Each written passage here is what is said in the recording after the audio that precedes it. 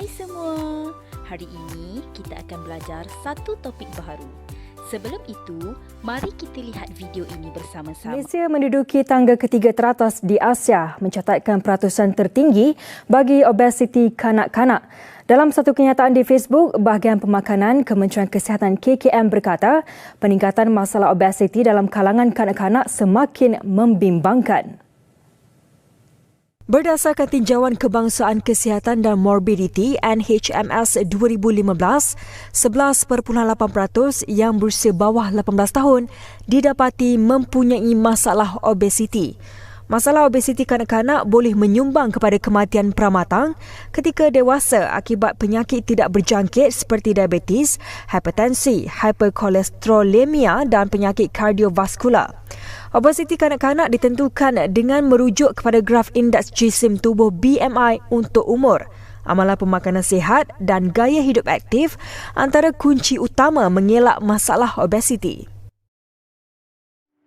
Baiklah murid-murid, video sebentar tadi menyatakan bahawa jumlah kanak-kanak obesiti di Malaysia semakin meningkat.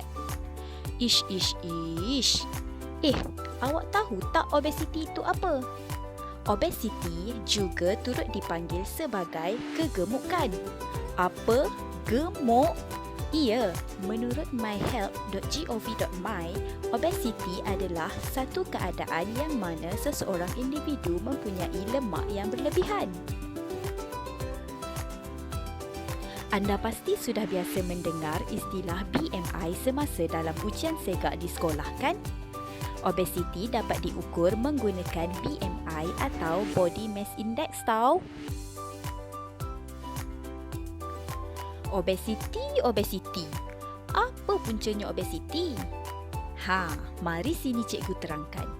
Salah satu faktor penyebab obesiti ialah daripada gaya pemakanan seseorang.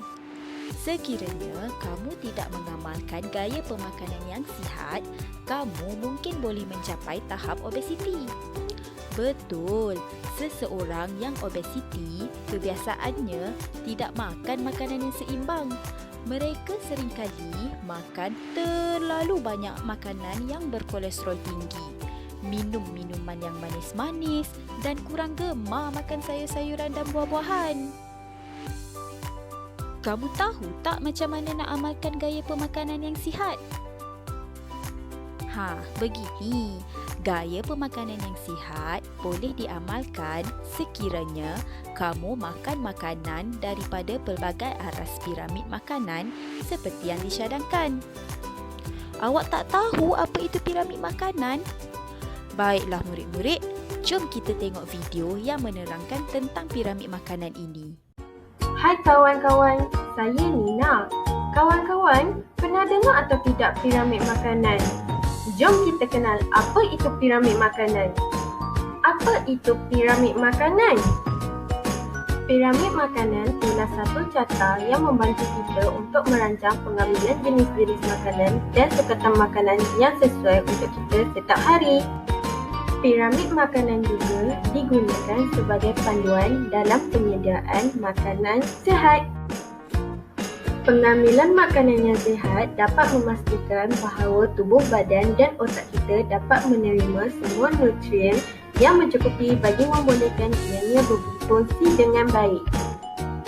Piramid makanan dibahagikan kepada 5 kumpulan utama yang diletakkan dalam 4 aras yang berbeza-beza di dalam piramid makanan. Aras pertama piramid makanan adalah karbohidrat yang merupakan sumber tenaga yang utama. Makanan ini juga membekalkan vitamin, mineral, serat dan sedikit protein. Contoh makanan bagi kumpulan ini adalah nasi, bubur, mihun, roti. Sayur-sayuran dan buah-buahan terletak di aras kedua dalam piramid makanan.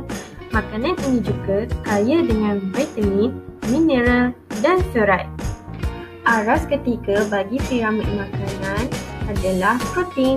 Makanan ini kaya dengan protein, vitamin B, zat besi, zinc dan magnesium. Contoh makanan bagi aras ketiga adalah daging, ayam, ikan, kekacang serta hasil tenusuk. Aras keempat adalah lemak yang merupakan aras tertinggi dalam piramid makanan dengan pengambilan kuantiti yang sedikit iaitu minyak, gula dan juga lemak. Kawan-kawan sudah faham kan apa itu piramid makanan? Baiklah, sampai di sini sahaja. Terima kasih. Macam mana? Faham tak? Kalau dah faham, selepas ni, jom sama-sama kita amalkan gaya pemakanan yang sihat. Kita perlu makan makanan daripada setiap aras dengan berpandukan kepada piramid makanan yang telah menyarankan jumlah pengambilan bagi setiap aras tersebut. Jom sihat sama-sama ya. Janji tau. Jumpa lagi. Bye.